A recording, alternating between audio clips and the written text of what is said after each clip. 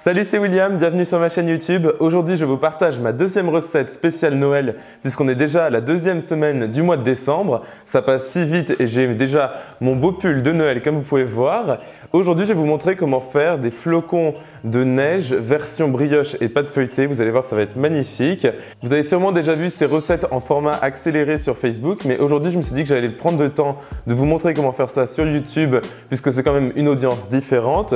Et en plus, je vais vous montrer deux façons de le faire. Donc la première, ce sera la version super facile avec de la pâte feuilletée et je vais utiliser de la pâte à tartiner goût noisette absolument délicieuse. Cette version est super facile parce qu'en fait, on ne fait rien nous-mêmes et évidemment, vu que ce n'est pas vraiment l'esprit de ma chaîne YouTube puisque j'adore faire tout moi-même, surtout quand il s'agit de brioche ou autre, je vais vous montrer une deuxième version donc avec une pâte briochée cette fois-ci et on va mettre de la framboise dedans, ce sera magnifique. Les deux sont à tomber donc on va tout de suite commencer par la version ultra simple à la pâte feuilletée.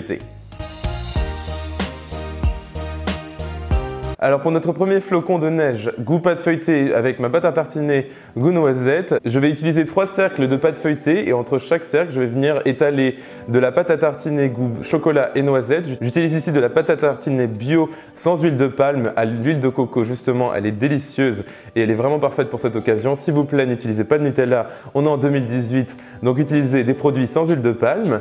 Et donc je vais étaler le tout et à chaque fois ajouter ma couche de pâte feuilletée jusqu'à ce que j'ai bien assemblé mes 3 couches de pâte. J'utilise ici une plaque de four qui est assez petite et en fait je vais devoir découper mes cercles de pâte feuilletée pour que ça s'adapte à la taille de mon four. Mesurez au préalable justement l'espace dont vous avez besoin. Moi je vais utiliser un moule rond pour découper ça et enlever l'excédent de pâte avec lequel je ferai une sorte de brioche un peu n'importe comment et ce sera délicieux de toute façon. Une fois que vous avez votre cercle qui est parfait, je vous conseille d'utiliser un pot de yaourt, un verre, n'importe quoi au milieu pour faire une sorte de démarcation et ensuite vous allez venir découper et diviser votre cercle sans couper intégralement jusqu'au milieu, donc en utilisant un couteau bien tranchant et vous allez le diviser en 16, donc tout d'abord en le divisant en 4, puis ensuite en 8 et enfin en 16 pour essayer vraiment d'avoir des morceaux qui soient de la même taille, c'est très important ici et ensuite on va enrouler le tout. Génial, donc j'ai bien tout découpé, donc maintenant vous allez prendre 2 morceaux de pâte avec vos doigts et vous allez les tourner sur eux-mêmes vers l'extérieur. Donc regardez bien dans la vidéo, c'est beaucoup plus simple de regarder que pour moi de vous expliquer. Mais en tout cas, je les enroule vers l'extérieur, c'est ça qui fait cet effet magnifique. Et ensuite, je viens coller avec mes doigts les 2 bouts de pâte, ça se colle assez bien pour la pâte feuilletée, pas de souci.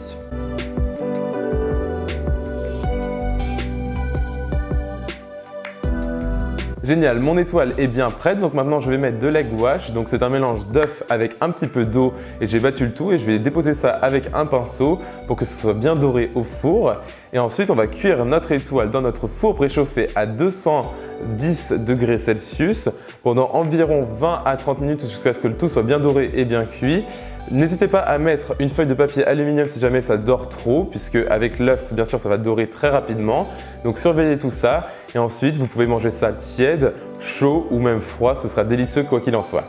Comme vous pouvez voir, je décore le tout avec du sucre glace, ça fait encore plus Noël et encore plus cosy. J'adore et c'est super simple, vous n'avez pas besoin de faire quoi que ce soit de plus. Alors pour la version pâte briochée maintenant que nous allons faire intégralement maison, je vais faire une recette qui est assez proche des cinnamon rolls et autres. C'est-à-dire que je vais commencer par mes ingrédients liquides et ici j'utilise du lait que j'ai réchauffé au micro-ondes ou à la casserole, peu importe, jusqu'à ce qu'il soit tiède voire chaud mais pas bouillant surtout. Et ensuite je vais ajouter un petit peu de sucre blanc et ma levure sèche boulangère instantanée et je vais laisser reposer le tout environ 5 minutes jusqu'à ce que ça devienne mousseux. Voilà, donc vous pouvez voir que mon mélange à base de levure est très bizarre, c'est parfait, c'est exactement ce qu'on cherche, ça veut dire que la levure va fonctionner. Donc maintenant on peut passer aux ingrédients un peu plus secs et je vais commencer par utiliser bien entendu de la farine à laquelle je vais ajouter un petit peu de sucre blanc et une pincée de sel et je vais répartir le sel juste dans la préparation assez rapidement pour pas qu'il soit en contact directement avec la levure. Génial, maintenant j'ajoute 2 gros œufs ainsi que mon beurre fondu et ensuite j'ajoute ma préparation à base de levure et de lait qui est très étrange mais parfaite et je vais mélanger le tout pendant environ 5 à 10 minutes. Mon temps parfait pour pétrir à chaque fois c'est 8 minutes. Vous allez voir, la pâte va être très collante. C'est possible que vous ayez besoin d'ajouter un petit peu de farine comme moi je l'ai fait par exemple. Je vous détaillerai tout ça sur mon site internet, donc williamskitchenblog.com, avec la quantité de farine de base et ensuite la quantité à adapter en fonction de votre temps, si c'est très humide ou sec. Souvent c'est ça qui fait varier la quantité de farine dans une recette de pâte à brioche. Et donc je vais pétrir ma pâte jusqu'à ce qu'elle soit bien élastique, un peu moins collante et bien homogène.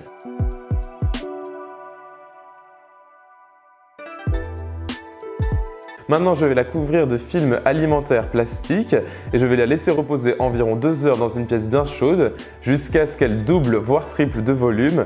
Vous allez voir, elle va être super belle et bien gonflée.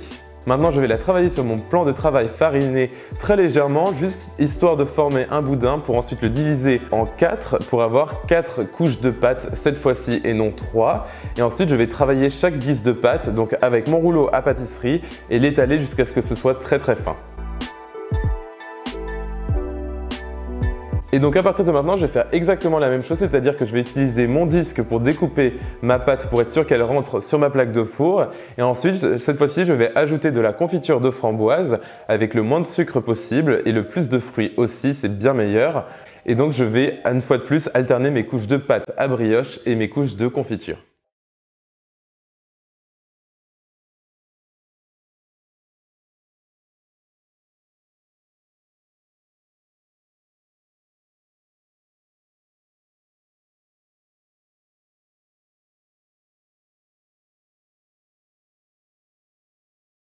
Comme vous pouvez voir, je fais exactement pareil que pour la pâte feuilletée, c'est la même technique. Donc je divise ma pâte en 16 et ensuite j'enroulerai chaque morceau sur lui-même pour faire mon magnifique flocon.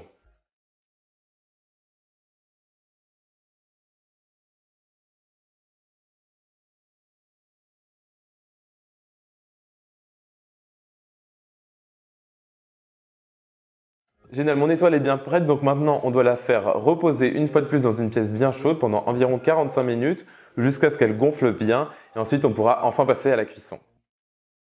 Mon étoile a bien reposé, elle a un petit peu gonflé comme vous pouvez voir et elle va encore plus gonfler au four. Maintenant je vais la recouvrir une fois de plus de mon egg wash, donc mon œuf mélangé avec un petit peu d'eau avec mon pinceau et ensuite on va la cuire dans notre four préchauffé à 210 degrés Celsius pendant une fois de plus 20 à 30 minutes jusqu'à ce qu'elle soit bien cuite. Vous pouvez la soulever par exemple et voir si le dessous est bien doré aussi. Et ensuite on va recouvrir ça à nouveau de sucre glace.